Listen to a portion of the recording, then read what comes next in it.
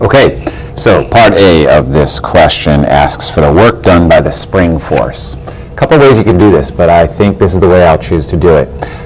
This force the spring exerts is a conservative force. So the work done by a conservative force is equal to the negative of the change in potential energy. That actually comes from the definition of potential energy. And so, change in anything is final minus initial. And the type of potential energy we're talking about here is elastic potential energy, 1/2 kx squared. So I'm replacing the elastic potential energy formula in there. So let's put in the values. K is given at 320 newtons per meter. The final, they talked about figuring this out while the spring is being compressed. The final compression of the spring is 7.5 centimeters, which is 0.075 meters, and it has to be in meters.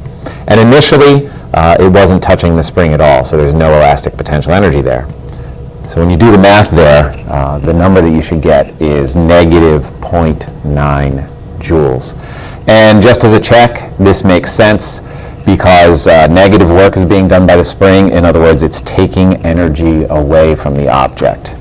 All right, let's take a look at question B. Question B says, what is the increase in thermal energy of the block floor system?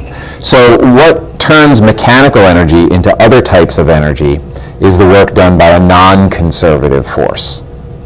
And in this case, that force is friction. Friction always turns energy into heat. Now, one place that formula appears is in UCWUC.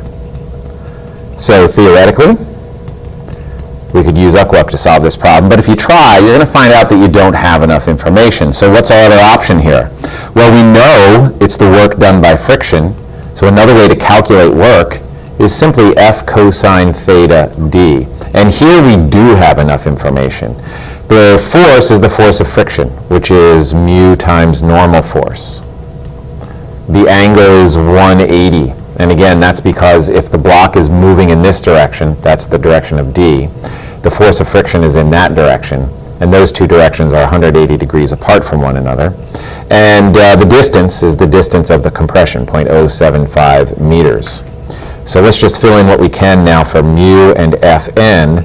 Mu is a given value at 0.25. Normal force, and again, you could draw a free body diagram here, but in this simple situation, well, let's draw the free body diagram. There's the block's weight, mg.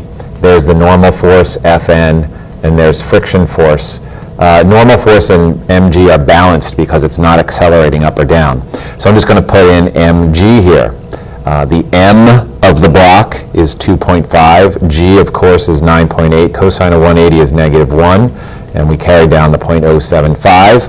When you calculate all of those things through, you get negative 0.46 joules.